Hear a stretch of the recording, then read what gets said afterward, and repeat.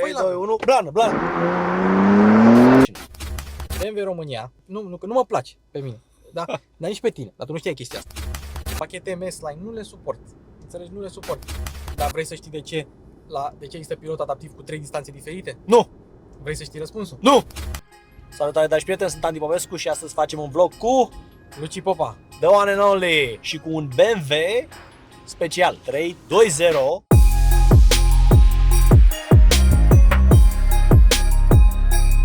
diesel și voi puteți câștiga una și mai bună 330i benzină. Așa că stați pe recepție să vedeți cum o puteți câștiga. La 330i nu are tot motor de 2 litri? Ba da, tot de 2 litri, exact. Aha. 2 litri, doar că are același cuplu, dar mai mulți cai. Da. Se simte altfel. Tu dacă ar fi ce alege un 330 benzină sau un 320 diesel? Nu e mai scump 330 pe Ba benzină? da, e mai scump și mai scump și de întreținut. Dacă dacă n-aș merge în oraș, 320 diesel oricând la orice oră. Dacă aș merge în oraș, consumă mult, dar măcar nu stric motorul. Da, men, dar îl vinzi și ții altul. Cât o fi diferența de preț între un 320 diesel și un 330 benzină? 3-4 mii de euro. Da? Da, nu e așa mult. Deci primești ceva mai mult. Da. Și o să vedem mai încolo și cum poți câștiga această mașină. Poate ne băgăm și noi. Da, exact, noi avem voie. Dacă noi câștigăm, o să zică lumea că e manevră. Eu am avut seria 3 diesel, știi, adică nu mi-ar strica unul nou. Din ce an? Era 2009, era facelift, distribuție cu probleme, am băgat la bani în ea, am întâlnit cu proprietarul acum ceva timp, după 3 ani după ce am vândut-o. Genială mașina, n-am băgat un leu în ea. Las că am băgat eu 117 milioane în 4 ani. Bucură-te de ea. De ce îți place să mergi cu traction control semi-off? Ca să simt mașina. Să simt eu un pic, pentru că ai X-Drive, mașina e grea, anvelopele sunt bune, mașina nu fuge, nu o simți, nu le mai simți cum simți BMW-urile vechi. Și măcar așa, o țin numai pe sport, pe traction off și ESP on sau DSC on, că la BMW e DSC, și cutia pe manual. Dacă n-am aici 3 pedale, măcar din padele. Să simți că trăiești, domne. Da, eu numai așa merg cu mașinile. Explică-ne și nouă, te rugăm, profesore, pe scurt, atenție, pe scurt, diferența între X-Drive și 4x4. Dar pe scurt, pentru omul de rând, nu vreau să nu înțeleg. E simplu, dar la o mașină la Logan, trag roțile față. La un Da. BMW normal, trag roțile spate. Propulsie. Exact. Și la X-Drive, în principal trag roțile spate, dar din când în când ai nevoie, trag și roțile față. 6.5 hours later. Păi și care e diferența între 4x4 și X-Drive? One eternity later. Atunci când vrei să ieși din viraj tare, o să tragă și fața și nu o să pierzi spatele, nu o să fugă de... Care e diferența între 4x4 și X-Drive? No! God, please, no! Știi că românul de rând zice că e mai bun sistemul 4 decât ăsta la BMW, așa e? N-aș zice. Nu? Nu, Dar spun eu că așa zice românul de rând. sunt similare. E Da? simplu, e modul... Ești fan BMW? Lumea mă făcea fan BMW, dar vrei să spun o poveste? Te rog. Eram eu la canalul ăla unde am fost eu prima dată te-am criticat eu pe tine, de mi-ai zis tu că eram hater și Așa. uite așa. Craiova. Da, Craiova. Așa? Așa, lumea mă făcea fanboy BMW. Acum, pe canalul meu ăsta, așa, zice că lumea, eu că urăsc BMW-urile. Ce să mai zici? Dar vrei să știi care e chestia?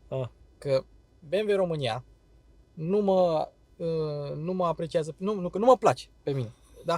Dar nici pe tine. Dar tu nu știai chestia asta. Surprise, motherfucker! Noi n-am mai făcut un vlog de vreo 2 ani, eh? Ca ce a trecut. Nu cred că au trecut 2 ani. Am făcut cu Audi ăla A7. RS7. Vezi că a făcut 400.000. Wow. O bag aici, Anuț. Bombă. 400.000 de vizualizări. Da, men, nu știai? Mai fac și eu 400.000 de vizualizări din când în când, dar numai cu tine. Mai fac și eu din când în când chestii mai spre entertainment. Trebuie să te mai muțărești așa ca mine. De asta și Vereștiu care are atât de mult succes. Vereștiu, da. Da. Dar nu se mai muțărește, ăla e serios. Doar că mai face o glumă, știi? Mai face câte o glumă așa, dar nu e nici el... A venit puternic din urmă. pe Vrea să ne informații. ajungă. Pe mine m-a luat de mult. Pe tine s-ar putea să... Nu, mai are până să te ia și pe tine. Dar are publicul lui, știi? Da, mă, foarte bine. Și eu El mă face uit și la el entertainment. El face Da, mai și- mult entertainment Crezi? decât Bine, el face mai informații. mult ca Jack de Muro. Jack de Muro. Jack de Muro. Jack de Doug Muro. de Muro, ai înțeles? Da. Adică mai spune de quirks and features, știi? Adică oamenii vor să vadă șmecherii de astea. De asta Doug Da. de Muro are atâta succes. Eu n-am înțeles niciodată de ce el își filmează doar fața când conduce mașina. Pentru că Nu el face altceva. one man show, el face singur. Eu am o echipă care îi plătesc cu 10.000 de euro pe lună. Dar acum nu mai avem niciun GoPro? Nu. Adio Pentru că GoPro. ar însemna să vadă setup-ul ăsta și ăsta este secret profesional. Poți să filmezi tu sezonul 2 din Wednesday aici. Da, chiar vreau să știi că vreau să mă apuc să fac un serial Așa? pe YouTube Dar bombă făcut, știi? Adică la nivel de peste Netflix, știi? Da? Și vreau să fac pentru YouTube și gratis pentru oameni. Cu mașini. Și cu mașini și cu poveste. Mhm. Dar am nevoie de o poveste bună, știi? Ce filmez?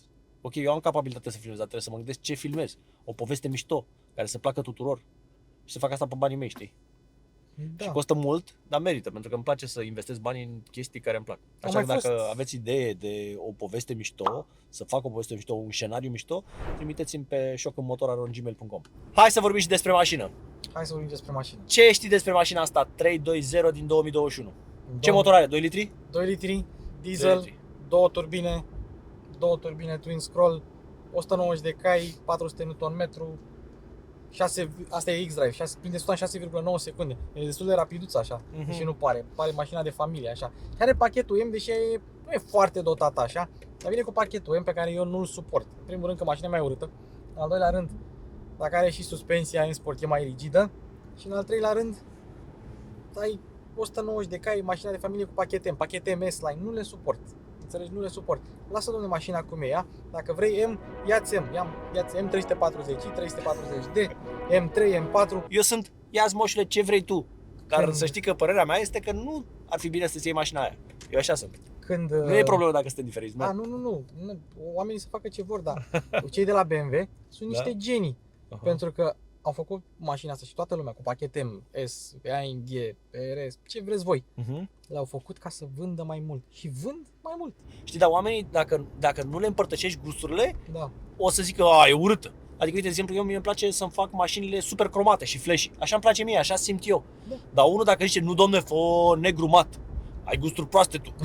Știi? Da. Păi nu, Ben, cel mai fericit o să te facă să faci ce vrei tu, nu ce vor alții. Și știi de ce spun chestia asta? Că eu am argumente, eu nu vorbesc așa ca prostul. Mhm. Dacă tu o să cauți pe Google cele mai mari regrete ale oamenilor pe patul de moarte, o să vezi că top este regretul ăsta că mi-am trăit viața nu pe care am vrut-o eu, pe care au vrut-o alții de la mine. Da. Fă ce vrei tu, Luci, nu Eu- ce vor alții. Eu asta fac. Foarte bine. Un an și ceva asta fac. Perfect, și nu ești mai fericit? Wow. Nu, Tu fără știi, mișto. tu știi bine doar. Nu Să glumesc. mor eu. Nu glumesc, Păi nu știu. glumesc. N-am șef, Păi vezi, fac ce vreau, păi vezi. iau deciziile pe care le vreau, Bravo. nu mă mai consult cu nimeni. Știi că am văzut un survey din ăsta, un chestionar, așa, Da, un sondaj, mă, că nu venea. așa. Doar 7% din oameni au jobul de vis. Păi Deci vezi. 93% din oameni, Au joburi care nu le plac. da, Și sau care nu atunci- sunt dream Știu. job. Eu vin luni dimineața, vin la muncă cu plăcere, jur. Eu n-am weekend, adică toată... Bravo. Astea sunt chestii. Așa trebuie să strive. Ne-am mordit de engleză pe la gură amândoi. Poți să ne spui câteva cuvinte în engleză? Da, exact. Este adevărat că 330 diesel cu 320 diesel au același motor de 2 litri? Nu, 330D nu. 330 e 30. Da? Da, ăla e singurul motor diesel în 6 cilindri care nu este M ceva, pe care poți să mai ai pe seria 3. Pe seria 3 ai 330D, M340D și M340i. Dacă tu vrei o mașină normală, nu mai poți, decât 330D, fără M, fără nimic. Ceea ce e păcat, că acum poți să-ți iei doar 4 cilindri și pe F30 facelift generația trecută, dacă îți luai 318i, avea 3 pistoane. Seria 3 în 3 pistoane. Băi, ești nebun. Dai seama câta gaura era în compartimentul Între cu radiator și motor. Da, pentru că mai puteai să mai pui încă 3 cilindri, că motorul e Normal. plasat longitudinal. Deci asta e mașina perfectă. Dacă își cumpără cineva 318D, ce băi, n-ai avut bani de 320D? Își cumpără unul 330D. Nu e bun, băi, motor mare, impozit mare, consumă mult. Îți iei 320i, consumă, motor mic, consumă mult, n-are cai, știi? Îți iei M3, zici, bă, mai dădeai niște bani, îți luai M5. De nu mai e așa, știi? Nu, dar 320D, mamă, mă unge la suflet. Știi, când aveam 10 ani, am văzut o chestie într-o carte, știi? Mhm. Era un almanac, Hobbit sau ceva. Și zicea, ești tânăr, n-ai experiență. Ești Da, bătrân, ești da, sclerozat. da, Adică da. oricum o dădeai nu e bine. Dar îi știi pe ăștia că ești la volan, Da? da, mi se întâmplă și mie. Toți ăștia care merg mai tare ca tine, ia uite nebunul! Da.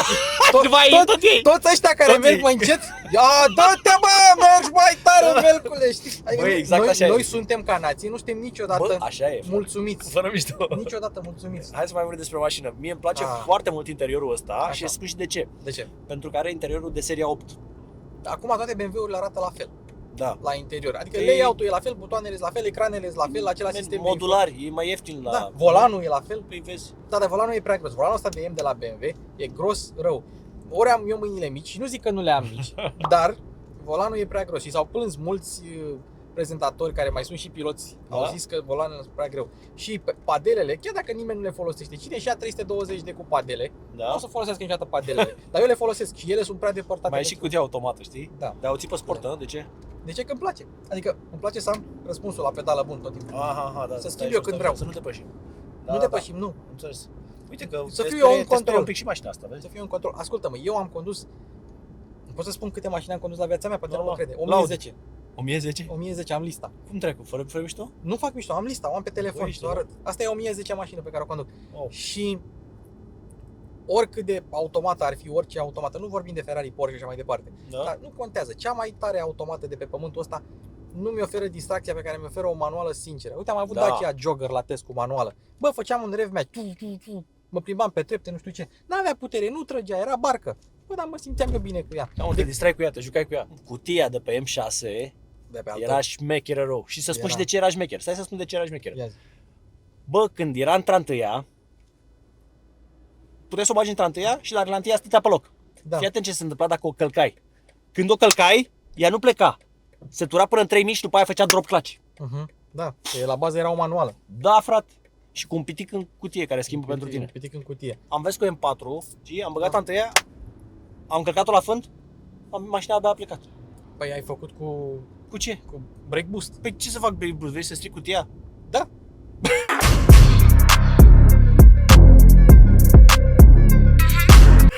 Dacă e M4, fă-i Da, brake-ul. strică cutia! Fă-i Băi, brake-ul, de eu asta nu ai abuzez mașinile, men. Eu când filmez și Da? filmez mașini rapide, Mhm. fac un singur launch pe cameră, atât. Da, În rest, nu omor ești mașina. abuzator. Nu sunt abuzator. Da, exact. O să apară mâine în ziar, Luci Popa abuzator. Cum se numește chestia asta pe care o ai și tu și eu cu să avem grijă de mașini? Ah. Se numește empatie mecanică. Da? Da, Nu ce se știam. numește? Mechanical empathy, știi? Ce tare, când îți pasă de fier. Când îți pasă de fier, da. Îmi pasă de bani, îți dai seama că dacă Da. nu știi care e faza? Deci eu mi-am schimbat la Tesla farurile pe garanție, planetarele pe garanție, ce dracu am schimbat, motorul pe spate pe garanție. Mhm. Pentru că știi la Tesla zici, dă-i moșule, dă-i, că așa învățăm și noi ce pică. Da. Fără mișto. Păi, ei sunt o companie nouă, deci Da. trebuie să învețe, trebuie să... Eu aveam un prieten de avea un Renault Kangoo, înmatriculat pe altă companie și el avea mai multe mașini, știi? Pe altă persoană sau pe altă firmă și el avea mai multe mașini și de fiecare dată când vrea să schimbe ceva, Mhm. lua un șofer Mhm. să conducă Renault Kangoo ăla și intra în mașina aia. Intra în mașina în care vrea să schimba faruri, bări, chestii. Da. O singură dată. Și Renault Kangoo ăla avea la daune, știi? Avea asigurarea mare, nu contează. Dar Trebuia să era mai bagi la ieftin fraudă direct. Era mai ieftin decât un far de Q7, știi? Adică nu. Da, nu dăm nume sau ceva. Că... Că e caz de pușcărie. Da. Asta e mașină care consumă 5 fără întrebarea Da, faci românului. 1000 de kilometri, faci 1000 de kilometri. Adevărat, nu? Da. Deci asta e mașină de consum. Bă, și la 200 de cai, eu zic că fuge Nu, acceptabil. e bine, nu. Și vezi că ai și dotări. E pilot automat, adaptive cruise control, Dar n-are cu distanță. nu are cu distanță, nu? Deci N-are, e doar cruise n-are control. adaptive, cruise control Deci normal, intră da. pe mașina din față. Intră. Diferența este că una ține viteza și Da. intră mașina din față și alta dacă mașina din față pune frână. Dar vrei să știi de ce? De ce există pilot adaptiv cu 3 distanțe diferite? Nu! Vrei să știi răspunsul? Nu! Hai mă că eu răspund. Da. Prima treaptă, Da. oricum păstrează distanță de siguranță. A doua treaptă mai mare și a treia treaptă mai... Și atunci de ce mai ai nevoie de a doua treaptă? Și a treia treaptă dacă prima treaptă oricum îți oferă spațiu de frânare și e totul în siguranță. Pentru că Pentru că toți bătrânii care își cumpără mașini noi și folosesc asta pe autostradă se sperie gândindu-se că mașina nu va frâna și au făcut a doua și a treia treaptă pentru bătrânii care se sperie de chestia asta. crezi? Da, 100% sigur, de la ingineri am aflat chestia asta. Ce tare. Bă, dacă am cât e o mașină de asta? Una din asta nouă. Vreo 70.000, hă? Bă, dacă o iei full e vreo 70.000. Așa, una dotată bine, 50-60 pe acolo. Adică Mhm. orice acum s-a scumpit. Adică un Jogger de 22.000. Asta e normal să fie 50-60.000. 70 e, într-adevăr, dacă te duci și pui cam tot ce poți să pui pe ea. Asta văd că are pachetul M și interior, dar n-are full piele. O să zică, ce bă, n-ai avut bani de scaune din full piele. Le-ai luat pe ăstea din piele și textil, știi? N-ai avut bani de full Cârcotaș piele. era unul cârcotaș. Exact. Cum să ții, mă, seria 3 cu pachete și să nu spui trapă, mă? Cum, mă? Cum mă ți era fără treapă? Bă, ai stricat mașina, mă. Dar un 330i câți cai are? 258. Și asta e 190. 190 și același cuplu. De ce e diferență? 60 de cai în plus. Da, asta se simte doar la turații mari, pentru că la turații mici, adică dacă mergi cu asta 3000 și mergi cu aia cu 4000, se simt la fel. Nu vei simți mare brânză, mare scufat. Bine, dieselul are avantajul că trage mai bine la viteză, la cuplu mic, la 2000 de ture Da, trage mai uite, bine. uite aici. Eu sunt pe sport. Da? Da, uite, acum, sunt pe sport la 2000 de ture. Da? Fii atent aici. Turbolag, văd? Are Da. ceva turbolag. Oare câți cai are mașina asta fără turbo? Asta? Crezi că are 130? Asta fără turbo are undeva la 100. 100? Da, Bă, dă-o dracu, și ăsta turbinele astea au dat 90 de cai? da. Dar vezi că are și luminițe la Lumina ambientală. șosete. Da, le poți modifica. Asta e serios, eu mi-am luat din China, ieftine, și mi-am pus direct pe Tesla. Și au și bombă. Vezi că au și mai mișto ca alea de Mercedes. De ce? Pentru că au luminositate ceva mai mare. Există o marjă oarecum de siguranță să nu dai luminositatea prea mare ca să nu îți afecteze vizibilitatea Dar atunci eu când dau la mergi. maxim. Iar China, n-ai nicio treabă. E Eu am dat la maxim. artificii dacă puteau să pună în mașină, Da. puneau, știi? Mă cam dor ochii așa. Pom de noaptea. Crăciun. Păi te dor ochii noaptea, exact. N-ar trebui să. Hai să-i dăm șoc cu motor. Aoleu, cum încă pe aici, frate? Aoleu, și eu credeam că eu sunt mic. Bun, deci avem de-a face cu un BMW, cu un propulsor de 2 litri, 190 de cai. Dieselache. Ce le nebunește pe femei? Ce le nebunește femei? Un BMW seria 3. Mașina asta pentru cine e potrivită? Mașina asta este potrivită pentru o persoană între 18 și 65 de ani care are ceva bănuți, vrea ceva premium, ceva modern și ceva care se conduce cât de cât bine, pentru că deși seria 3 nu mai e ce a fost pe partea de dinamică sau mă rog, pe partea de implicare, Da. încă se conduce bine, să știi. Pentru asta Da? e făcută. Da. Deci nu poți să sting farurile. Da, nu poți. Fără mișto? Da, așa știam.